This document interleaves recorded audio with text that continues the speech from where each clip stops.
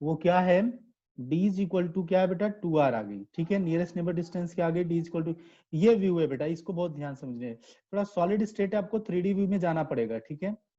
ये व्यू यहाँ पे आ गया, तो d इज इक्वल टू क्या हो गया बेटा, 2r। लेकिन अपने को रिलेशन निकालना है। अब ये डिस्टेंस क्या है पूरी की पूरी, ये डिस्टेंस तो ये है, सारे एज लेंथ की डिस्टेंस ये है, लेकिन अब इसमें देखो बेटा ये डिस्टेंस ए है।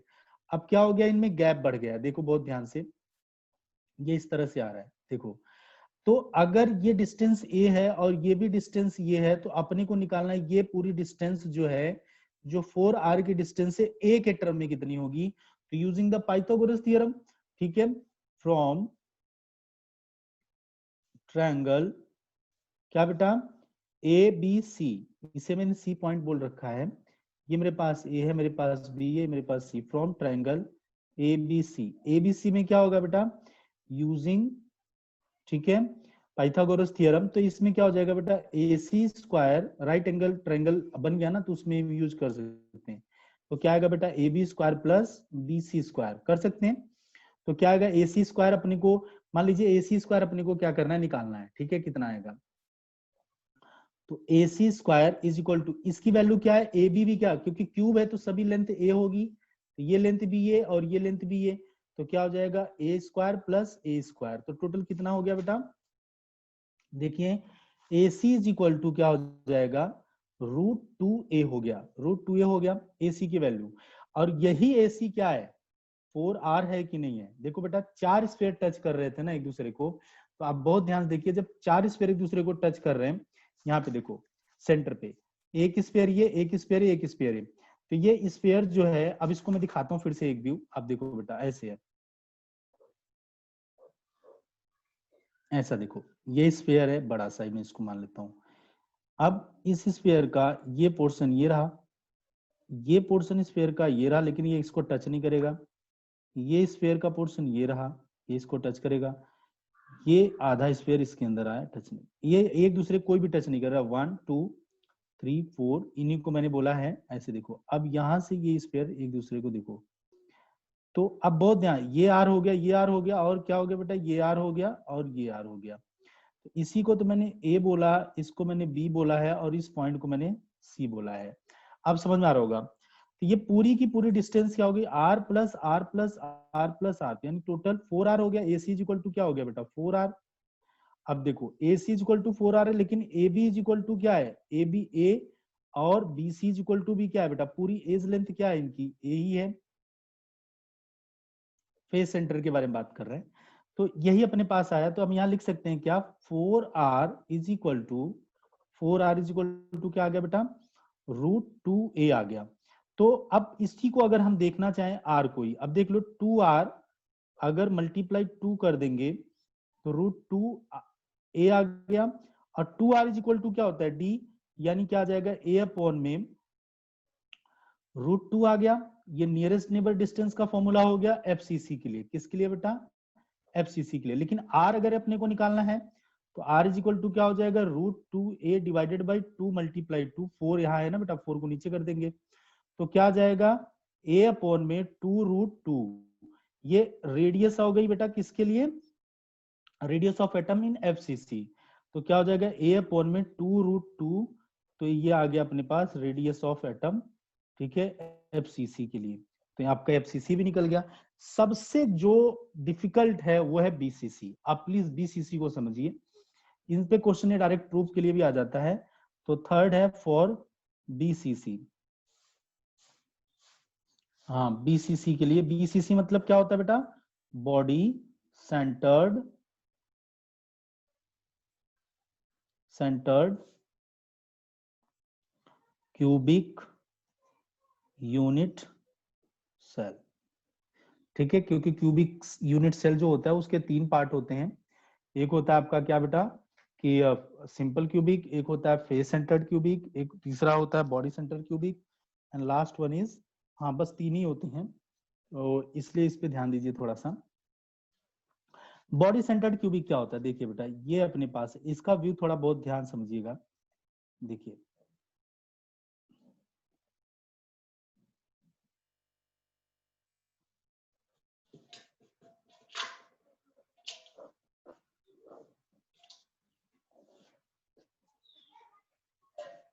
ये देखिए इसके बारे में, बॉडी सेंटर्ड के बारे में।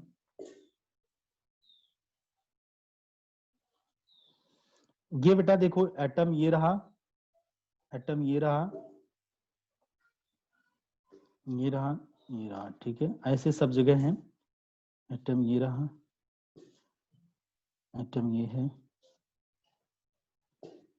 इस तरह से, ठीक है। अब मतलब आपका मकान है, ये जिस रूम में बैठे हो ना वो रूम समझ लो ऐसा है, और चारों कॉर्नर्स ऐसे हैं। जैसे मैं बता रहा हूँ सबको वैसे ही समझते रहो बेटा। वीडियो ऑन कर लो सब लोग, बार बार बोलना ना पड़े आपको। तो ये पूरा चारों कॉर्नर है, ठीक है, चारों कॉर्नर है, 1 2 3 4 ये सारी चीजें हैं। अब बॉडी सेंटर की अगर हम बात करेंगे तो बॉडी सेंटर क्या होगा, आपके रूम का जो बॉडी सेंटर्ड है। बॉडी सेंटर क्या है, मान लीजिए बेटा इसको मैं नंबर देता हूँ 1 2 3 4 ये दे रहा हूं, ठीक है। उसके बाद बेटा क्या है, 4 हो गया, 5 6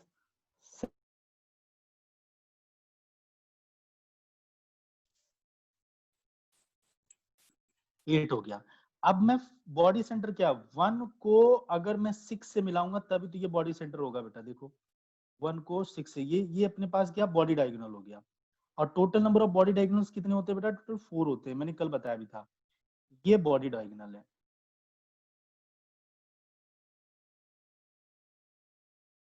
बॉडी डायगोनल। अब बॉडी सेंटर क्या होगा, यही होगा बेटा बॉडी सेंटर। ये देखो बहुत ध्यान से, ये आपके पास बॉडी सेंटर है,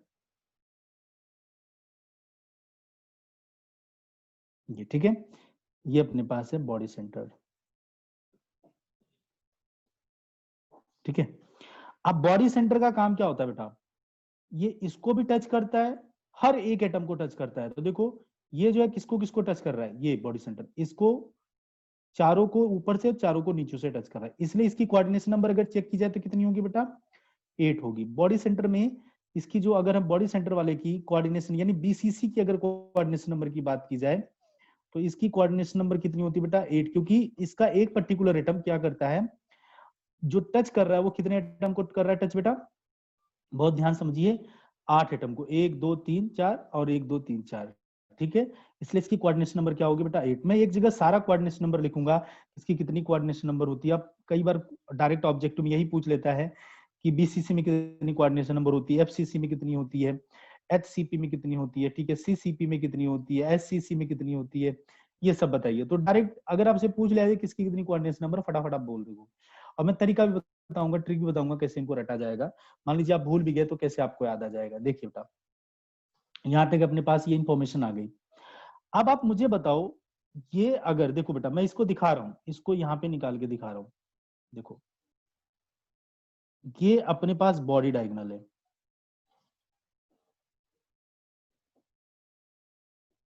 ठीक है, बॉडी डायगोनल। अब बॉडी डायगोनल है तो एक एटम तो ये रहा, एक एटम ये रहा। अब बॉडी डायगोनल में थोड़ा सा दिखा रहा हूं, ये मान लीजिए खत्म हो गया यहाँ पे बॉडी डायगोनल। तो इसकी डिस्टेंस क्या ली जाएगी, आर, और इसकी डिस्टेंस आर, इसकी डिस्टेंस आर। जो टच करेंगे उन्हीं के लिए लिया जाएगा। तो टच तो केवल यही कर रहा है, ये आपस में टच ही नहीं करेंगे बेटा। ये तो वही बात है ना, मान लीजिए सब के सब F C S C simple cubic हैं, तो ये और ये सब आपस में एक दूसरे को टच कर रहे हैं। तो जैसे ये टच कर रहे हैं, क्राउड है, तो इनके बीच में ले जाकर मैं इन्हीं के सेम साइज का एटम रख दिया, तो सब के सब क्या हो जाएंगे, फैल जाएंगे। तो ना ये इसको टच करेगा ना ये इसको टच करेगा, कौन टच करेगा, ये वाला इसको और इसको टच करेगा। जितने बॉडी डायगोनल्स पे आएंगे वही सारे टच करेंगे। ये चारों के चारों इसको टच करेंगे, लेकिन चारों के चारों आपस में टच नहीं करेंगे। ये चारों के चारों क्या करेंगे, इसको टच जरूर करेंगे लेकिन आपस में टच नहीं करेंगे, ना इनको टच करेंगे, ठीक है। तो ये डिस्टेंस बढ़ा देता है।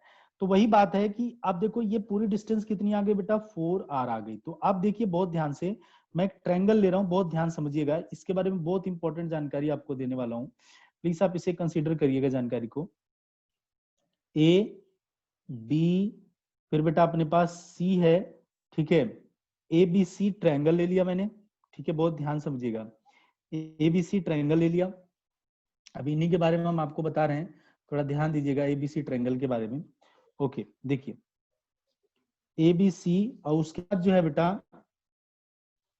बी, फिर इसको मैं बोल देता हूं बॉडी सेंटर वाले को ई, ठीक है, समझिएगा।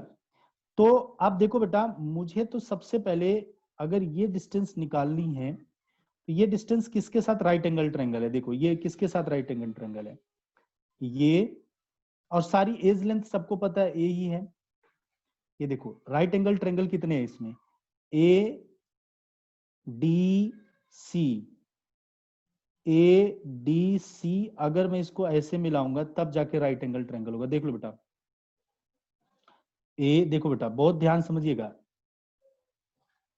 ए डी, उसके बाद बेटा सी, ए डी सी जो होंगे राइट एंगल ट्रायंगल होगी। तो राइट एंगल ट्रायंगल होगा, मुझे किसकी वैल्यू निकालनी बेटा?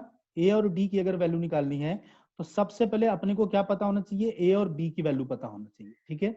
तभी तो मैं राइट एंगल ट्रायंगल लगा सकता हूं ए डी बी सी के लिए। तो सबसे पहले ए सी की वैल्यू अपने को पता होना चाहिए। अब ए सी किसके साथ राइट एंगल ट्रायंगल है? देख लो, ए बी सी इसके साथ राइट एंगल ट्रायंगल है। समझ में आ रहा है ना?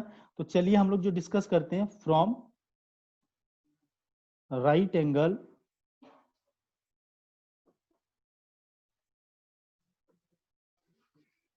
ये प्रूफ भी आता है बेटा, right angle triangle of A B C.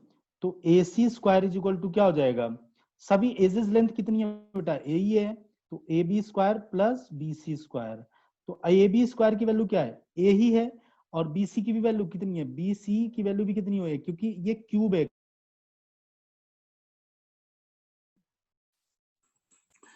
Cube length as जो है ए, सभी क्यूब की लेंथ ए है, तो सभी एजेस लेंथ इक्वल है।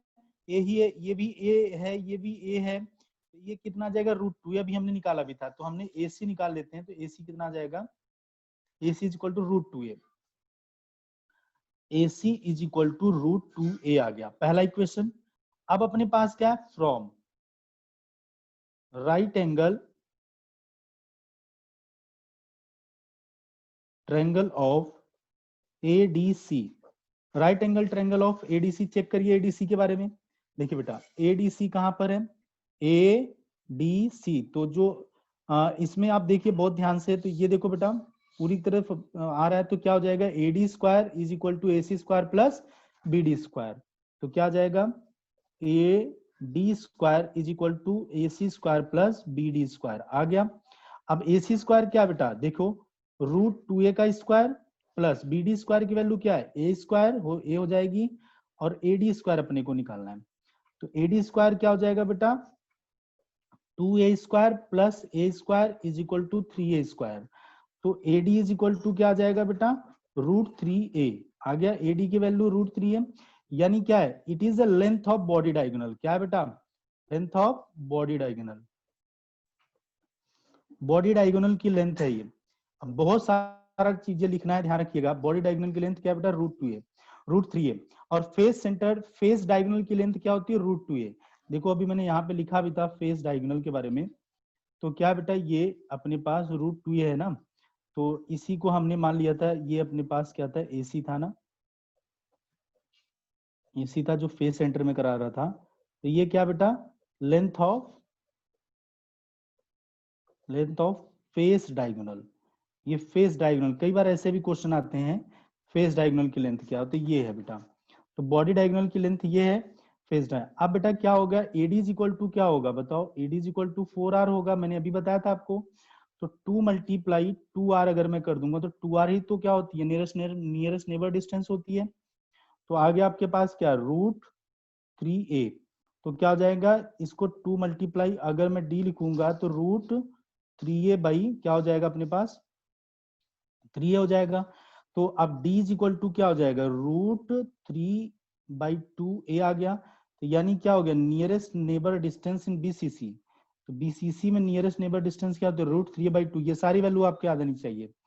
फिर r के साथ अगर देखूंगा तो हमने बताया 4r इज इक्वल टू क्या होता है? √3a होता है। तो r इज इक्वल टू क्या हो जाएगा बेटा? √3/4a आ जाएगा। r आ गया अपने पास ये वैल्यू। तो ये बीसीसी के लिए हो गया। हमने क्या पढ़ाई की पहले वो एक बार देख लेते हैं, सारा एक बार ओवर देख लेते हैं क्या होता है। देखो बेटा बहुत ध्यान से समझिएगा। ओके, पहले SCC हमने देखा, फिर हमने FCC देखा, फिर हमने BCC देखा। देखिएगा बहुत ध्यान से। ओके, इसमें एज लेंथ जो मिली अपने को, एज लेंथ सबकी ए ही है क्योंकि सबके सब क्यूब हैं बेटा। ठीक है, देखिए फिर हमने क्या निकाला, रेडियस। रेडियस क्या है बेटा इसकी, a/2 जो हमने निकाला था। फिर इसकी रेडियस क्या है बेटा, a/में √2 है, और इसकी radius r is equal to क्या है बेटा, √3/4a है रेडियस।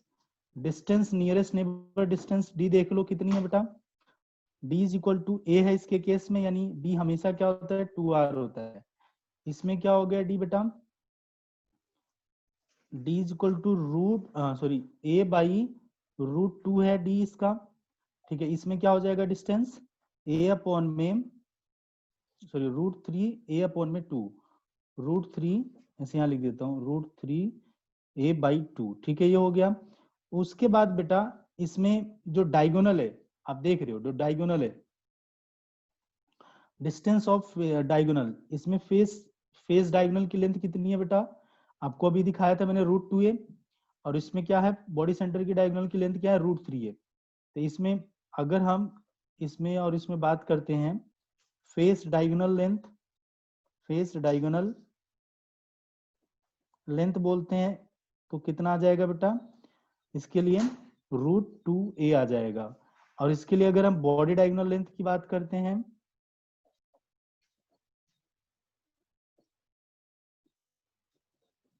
√3a। ठीक है, फेस डायगोनल की लेंथ कितनी है बेटा, √2a। अब बॉडी डायगोनल की लेंथ कितनी है, √3a है। ठीक है, ये आपको समझ में आ गया। तो इसी पे रिलेटेड नेक्स्ट टॉपिक जो है, ये डेटा आपको याद होना चाहिए किसके लिए क्या वैल्यू है, क्योंकि ये सबका यूज है और इससे रिलेटेड क्वेश्चन अभी पूछने वाला है। तो अब हम लोग जो कैलकुलेशन करने वाले हैं वो है बेटा पैकिंग फ्रैक्शन पढ़ेंगे या packing efficiency.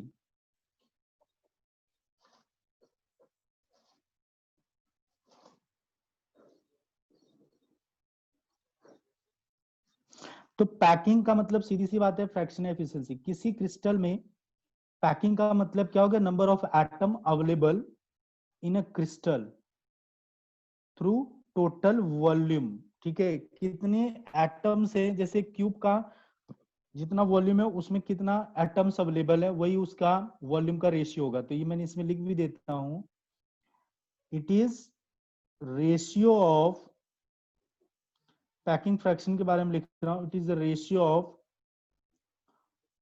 Volume of, it is a ratio of volume of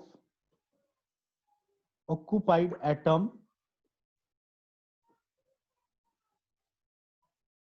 it is a ratio of volume of occupied atom। ठीक है, it is the ratio of volume of occupied atom to the total volume of the cube, total volume. ठीक है, to the total volume कर लो, मतलब total volume में से कितना volume atom occupy कर रखा है वो निकाल लो, डिवाइडेड बाय क्या कर दो, टोटल वॉल्यूम। तो यानी अब हम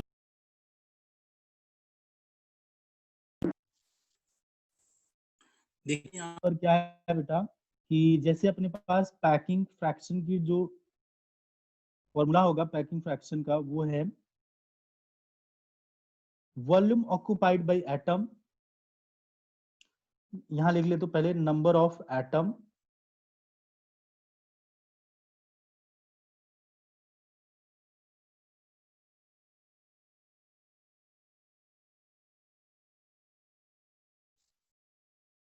एटम मल्टीप्लाई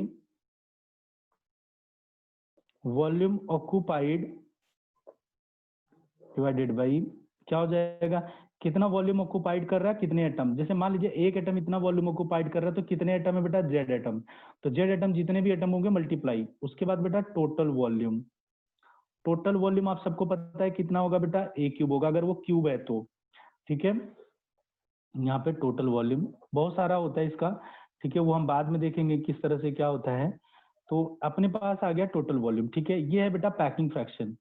अगर पैकिंग इफिशियंसी की बात करी जाए तो पैकिंग इफिशियंसी क्या होगी बेटा, देखो जितना भी पैकिंग फ्रैक्शन आ जाए इफिशियंसी,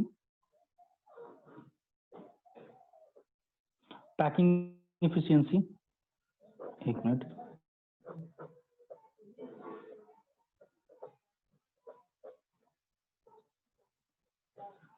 पैकिंग इफिशियंसी को हम ईटा से दिखाएंगे और ये क्या होगा बेटा, यही सब चीज होगा, यानी पैकिंग फ्रैक्शन। ये बहुत इंपॉर्टेंट है, कैलकुलेट करवाता है, ये ध्यान रखिएगा। पैकिंग फ्रैक्शन मल्टीप्लाई 100, जितना भी पैकिंग फ्रैक्शन आएगा वो मल्टीप्लाई 100 कर देंगे तो पैकिंग इफिशियंसी आ जाएगी। तो पहला हम इसमें देखेंगे बेटा सबसे पहले इन एससीसी, सिंपल क्यूबिक क्रिस्टल में, ठीक है, एससीसी यानी सिंपल क्यूबिक क्रिस्टल के अंदर, सिंपल क्यूबिक यूनिट सेल के अंदर देखते हैं। मान लेते हैं बेटा length of edge of cube क्या बेटा ए है, ठीक है, और रेडियस ऑफ एटम जो है वो क्या है बेटा, स्मॉल आर है, ठीक है। तो वॉल्यूम ऑफ यूनिट, सबसे पहले क्या निकालेंगे, volume of, total volume of unit cell, total volume of unit cell, ये निकाल लेंगे, वॉल्यूम है बेटा। तो टोटल वॉल्यूम क्या, जैसे क्यूब है ये, जब ये क्यूब है तो क्यूब का वॉल्यूम क्या होता है बेटा, टोटल वॉल्यूम ऑफ क्यूब, क्या होता है टोटल वॉल्यूम ऑफ क्यूब, हाँ, ये जो टोटल वॉल्यूम होता है क्या बेटा, ए क्यूब, और ए की वैल्यू आर के टर्म में कितनी होती है, क्या देखा था, 2r इज इक्वल टू, मैंने क्या देखा था, सबको एक के ही टर्म मिला, 2r इज इक्वल टू क्या था, ये था ना बेटा। तो अब देखो बेटा यहाँ पे ही तो मैंने आपको बताया था, ये टेबल देखो बहुत ध्यान से, क्या था, जो r है यानी a है, जो ऐसे भी देख लो a is equal to edge length क्या थी बेटा, यहाँ पे 2r थी, ठीक है, तो इसके अंदर आप ऐसे भी देख लो a is equal to 2r है। अब अगर a निकालो तो यहाँ पे क्या हो जाएगा, यानी 2√2r यहाँ पे आ जाएगा। अब यहाँ निकाल रहे हो तो क्या आ जाएगा 4, ठीक है, 4 डिवाइडेड बाई, हाँ जी बेटा a निकाल रहे हो ना, तो 4r डिवाइड बाई √3 बेटा, देख लो एज लेंथ सबकी मिल गई, ठीक है। तो a को r में कैसे कन्वर्ट कर सकते हो, r को a में कैसे कन्वर्ट, बहुत आसान है, एक को ही दिमाग के रखिए, अपने आप सारा हो जाएगा।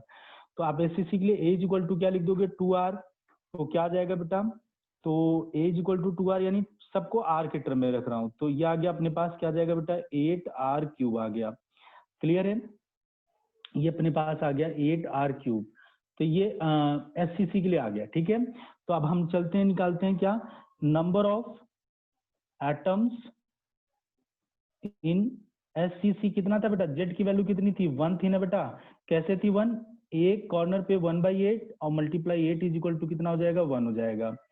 तो चलिए करते हैं, और वॉल्यूम ऑफ एटम कितना होता है बेटा, volume of atom 4 by sphere है ना, 4/3 पाई आर क्यूब, तो क्या हो जाएगा बेटा, पैकिंग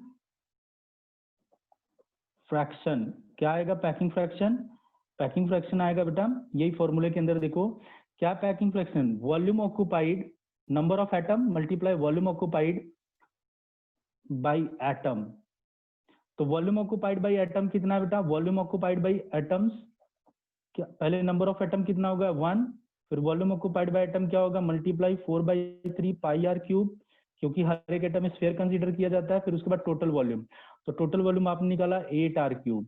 जब आप ये कैलकुलेशन करते हो ना पूरा का पूरा, तो ये वैल्यू मिलती है बेटा 0.5233, तो आप बताओ 0.5233 आपको पैकिंग फ्रैक्शन मिल गया। लेकिन अगर हम बात करते हैं पैकिंग इफिशियंसी, तो पैकिंग इफिशियंसी तो क्या आ जाएगा बेटा, 0.5233 मल्टीप्लाई 100, बहुत ध्यान रखिएगा 52.3, ये अपने को मिलता है पैकिंग इफिशियंसी, इतना परसेंटेज। एक बड़ी अच्छी इंफॉर्मेशन है वो दिमाग के अंदर रखनी है आपको, कि total number of space occupied by atom is called packing. ये देखो एक इसकी और बता देता हूँ, total space occupied by atoms in a unit cell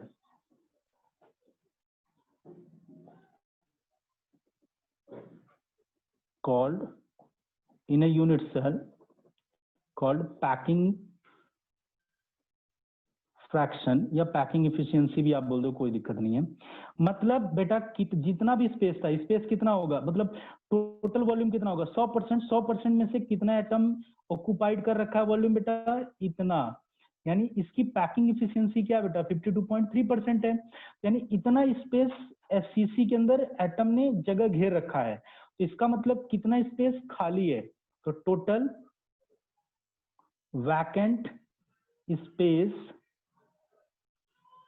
ठीक है, स्पेस और ठीक है vacant space in SCC simple cubic के अंदर। तो 100 माइनस कितना होगा 52.3, तो क्या हो जाएगा 47.7%। कितना आ गया बेटा 47.7% आ जाएगा। ठीक है, तो इतना पैकिंग, इतना जगह खाली होगा। तो कई बार आपसे आप ये याद करते हो और पूछता ऑब्जेक्टिव नहीं है, तो टोटल वैकेंट स्पेस कितना होगा 47.7%, यानी काफी ज्यादा जगह खाली है। ठीक है, अब आ जाइए हम लोग देखते हैं किसके अंदर बेटा, बीसी सेकंड है एफसीसी के लिए, फेस सेंटर्ड के लिए, फॉर फेस सेंटर्ड क्यूबिक।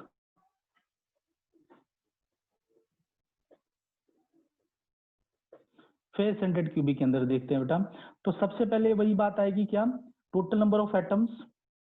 सबसे पहले निकालो टोटल नंबर ऑफ एटम्स, सब लोग समझते रहो, ये बहुत इंपॉर्टेंट है बेटा। टोटल नंबर ऑफ एटम्स कितना है, तो टोटल नंबर ऑफ एटम्स देख रहे हैं हम लोग। तो टोटल नंबर ऑफ एटम्स क्या होगा एफसीसी के लिए, मैंने लिखवा भी रखा था, एफसीसी के लिए टोटल नंबर ऑफ एटम कितना होता है बेटा 4 होता है। कैलकुलेशन भी करवा रखा है, आप लोग देख लीजिएगा। देखो बेटा एफसीसी के लिए 4 होता है, बीसीसी के लिए 2 होता है और एससीसी के लिए 1 होता है। याद बहुत अच्छे से याद होना चाहिए।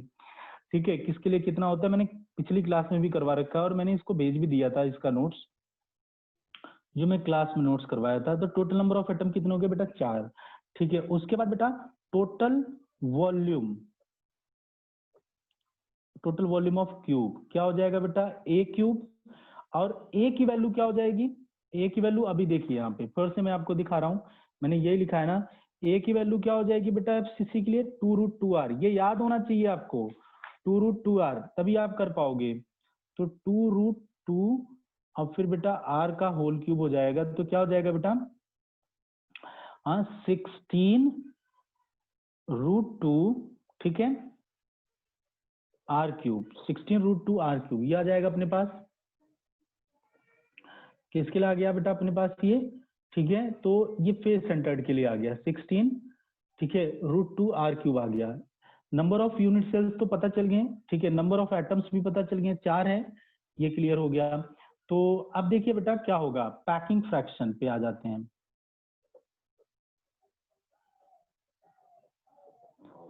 पैकिंग फ्रैक्शन क्या होगा, number of atoms total 4, volume of single atom कितना होगा बेटा 4/3 पाई r cube divided by total volume, तो 16 multiply √2 r cube cancel out. अगर आप पूरा कैलकुलेशन करोगे तो after complete calculation you get 0.741, 0.7401 इतना मिलेगा पैकिंग फ्रैक्शन, जिसको हम राउंड ऑफ करके लिखेंगे 0.74, ठीक है, 01 लिखने का क्या मतलब है। उसी तरह से पैकिंग इफिशियंसी की बात करेंगे, पैकिंग इफिशियंसी, तो पैकिंग इफिशियंसी जो अपने पास आएगी वो है बेटा क्या, वो आएगी अपने पास 74%, पैकिंग इफिशियंसी विल कम 74%। तो ये अपने पास टोटल पैकिंग इफिशियंसी आ जाएगी, किसके अंदर कितनी पैकिंग इफिशियंसी है, वो आगे बेटा अपने पास 74%। तो ये है बेटा अपने पास पैकिंग इफिशियंसी, ठीक है। तो देखते हैं और आगे भी पैकिंग इफिशियंसी क्लियर है आप लोग को। Next total vacant space in FCC, तो क्या होगा बेटा 100 माइनस 74 विल कम 26%, तो 26% जो होगा क्या होगा वैकेंट स्पेस होगा। कहाँ एससीसी के अंदर आप देख रहे थे कितना परसेंट वैकेंट था बेटा एससीसी के अंदर 47.7% वैकेंट था, काफी ज्यादा खाली जगह है। और बेटा याद रख लो मार्केट में अगर आप कोई क्रिस्टल बेचने जा रहे हो, अगर उसमें जगह ज्यादा है, जगह को बोलते हैं बेटा एम्प्टी स्पेस, यानी उसी एम्प्टी स्पेस को बोलते हैं बेटा वॉइड्स, क्या बोलते हैं एम्प्टी स्पेस कहीं पे अगर मैं लिख दूं एम्प्टी स्पेस, इस एम्प्टी स्पेस को वॉइड बोला जाता है, परसेंटेज ऑफ वॉइड ऐसे भी बोल सकता है। अगर कोई क्रिस्टल में जगह बेटा खाली है तो वो क्रिस्टल अच्छा क्रिस्टल नहीं कहलाता, यानी वो बहुत कम पैसे में आप उसको बेच पाओगे। अब आप एससीसी उठा के देख रहे हो, इसके अंदर कितनी कमियां है, इसमें जो वाइट्स यानी जो एम्प्टी स्पेस है वो 47.7%, ये यानी सबसे खराब टाइप का क्रिस्टल यही बनाओगे आप। लेकिन अगर बॉडी सेंटर्ड से बनाओगे तो यही पैकिंग इफिशियंसी, जो पैकिंग जो एटम्स होंगे वो 74% टोटल वॉल्यूम, 100% वॉल्यूम में से 74% वॉल्यूम को तो ये एफसीसी के अंदर कवर होगा। केवल 26% क्या हो गया, इसके अंदर वैकेंट स्पेस होंगे जिन्हें बोलेंगे वॉइड्स के जगह खाली होंगे। ठीक है, आगे आते हैं। नेक्स्ट आते हैं बेटा बॉडी सेंटर्ड क्यूबिक के लिए, थर्ड अपने पास है।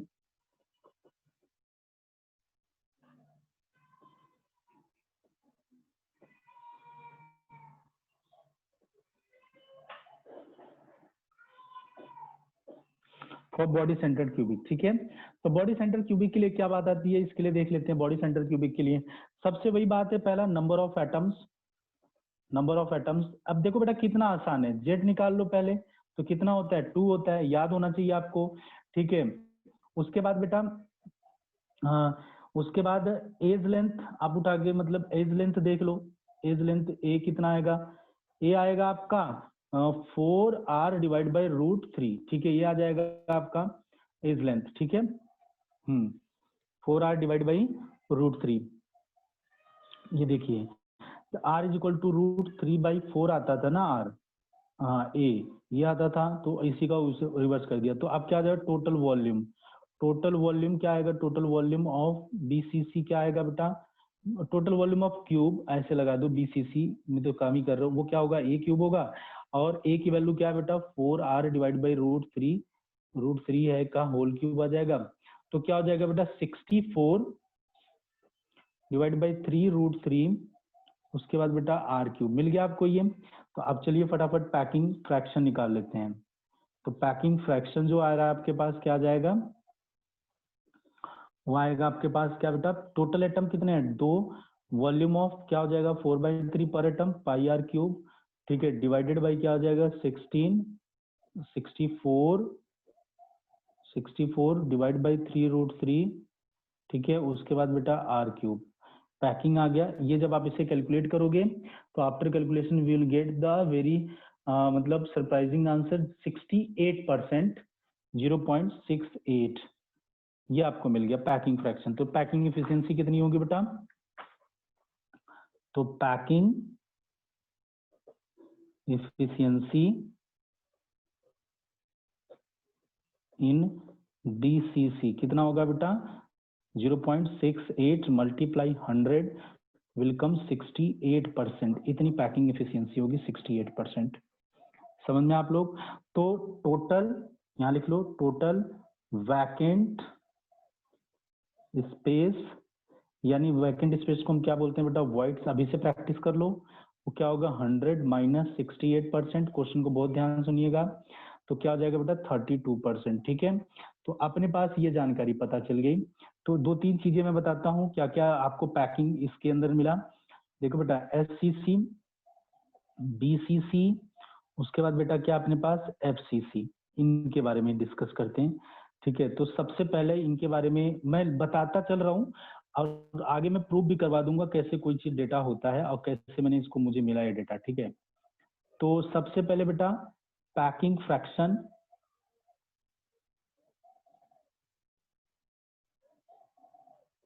तो कितना आता है बेटा 0.52। ठीक है, इसमें कितना आता है बेटा 0.68, इसमें कितना आता है 0.74। ठीक है, ये आ गया अपने पास। नेक्स्ट आ रहा है अपने पास।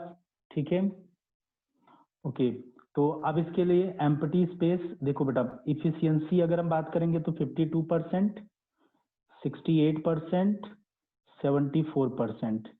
एम्प्टी स्पेस की बात करेंगे, एम्प्टी स्पेस यानी वॉइड्स की बात कर रहे हैं, तो ये क्या आ जाएगा बेटा 47.7%, 47.7% ये एम्प्टी स्पेस आ रहा है इसका। ठीक है, तो इसमें आ रहा है आपका 47.7% ही आ गया। इसमें 32%, इसमें बेटा कितना आ रहा है आपके पास 26%। एक चीज मैं आपको बता रहा हूँ, और कोऑर्डिनेशन नंबर जिसको मैं CN बोलता हूँ, कोऑर्डिनेशन नंबर आप इसको जरूर दिमाग के अंदर रखिएगा। कोऑर्डिनेशन नंबर क्या आएगी?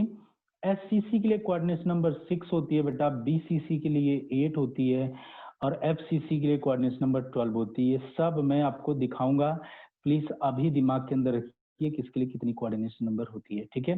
तो सभी लोगों की मुझे पैकिंग फ्रैक्शन मिल गया और कोऑर्डिनेशन नंबर मिल गया, व्हाइट्स कितना खाली रह जाता है ये मिल गया। तो सबसे बढ़िया क्या है आपका बेटा? FCC है, जिसकी कोऑर्डिनेशन नंबर भी बेटा ज्यादा है। बेटा जब कोऑर्डिनेशन नंबर ज्यादा होगी एटम्स ज्यादा होंगे। इसमें एटम्स टोटल कितने होते हैं अगर मैं बात करूं, एटम्स की बात करते हैं, एटम्स पर यूनिट सेल, यहां लिख देता हूं, ठीक है। देखिए बेटा यहां लिख देता हूं, एटम्स पर यूनिट सेल। एक यूनिट सेल में कितना एटम होता है बेटा? एक होता है। इसमें पर यूनिट सेल यानी ये मैं बात कर रहा हूँ जेड की बेटा। उसके बाद ये आगे भी आएंगे, इसके अंदर BCC है तो इसके अंदर कितना 2 आएगा, और ये कितना है बेटा? इसके लिए कितना आएगा? 4 आएगा, ठीक है। तो ये भी बहुत सारा डेटा आप अब यहाँ से कैलकुलेट कर सकते हो। सारा मैंने रेडियस वगैरह भी पढ़ा दिया, ये सारा लिंक भी कर दिया किस तरह से कौन सा डेटा पूछा जाता है। देखो मैंने पैकिंग फ्रैक्शन को, पैकिंग एफिशिएंसी को थोड़ा सा और एक बार रिवाइज करवा देता हूँ। पैकिंग फ्रैक्शन, पैकिंग एफिशिएंसी क्या होती है कि टोटल स्पेस जितना आपके पास है, उस टोटल स्पेस में से कितना स्पेस आप जब SCC बना रहे हो, BCC बना रहे हो, FCC बना रहे हो, तो उनके एटम ऑक्यूपाई कर रहे हैं, वही क्या होता है बेटा? Packing fraction. तो total space occupied by the arrangement of atom, ठीक है। हाँ, इज कॉल्ड पैकिंग फ्रैक्शन या पैकिंग एफिशिएंसी। तो इसके बारे में क्या है बेटा? तो हमने जो डिस्कस किया, इसका फॉर्मूला क्या बना पैकिंग फ्रैक्शन का? नंबर ऑफ एटम्स, जिसको मैं जेड से दिखा रहा हूँ, multiply total volume occupied by the atom. एक एटम का वॉल्यूम कितना होता है मुझे बताओ आप लोग? वॉल्यूम ऑफ एटम, अगर ऑक्यूपाइड भी ना लिखते हो तो कोई बात नहीं है, वॉल्यूम ऑफ एटम कितना होता है? 4/3। जितने एटम है बेटा, मैंने सारे एटम को क्या मान रखा है? स्फीयर। और स्फीयर मान के चल रहा हूँ तो अपने पास आसानी से आंसर आ जा रहा है कि जितने भी अब जितना एटम, मान लो 4 एटम में तो 4 × 4/3 πr³ आ जाएगा। तो पैकिंग फ्रैक्शन को मैंने ये बना दिया। पैकिंग एफिशिएंसी ये बहुत इंपॉर्टेंट है बेटा, बहुत इंपॉर्टेंट है, बहुत बार पूछा जाता है कि भाई पैकिंग फ्रैक्शन बताओ क्या है, और प्रूव दैट, आप शो करो कि SCC का पैकिंग एफिशिएंसी इतनी है, BCC का दिखाओ इतनी है, ठीक है, FCC का कितना इतना है, ये आपको दिखाना पड़ेगा। तो देखिए बेटा, इस SCC के अंदर क्या होगा? Length of edge of cube क्या होगा बेटा? मैं मान लेता हूँ A है, रेडियस ऑफ एटम क्या है? R है, टोटल वॉल्यूम ऑफ क्यूब क्या होता है बेटा? A क्यूब होता है, और और जो A की वैल्यू R के टर्म में जब हम लोग निकालते हैं तो A = 2R होता है। SCC के लिए मैंने लिख भी रखा है पूरा, पीछे टेबल में आप देख लेंगे आप।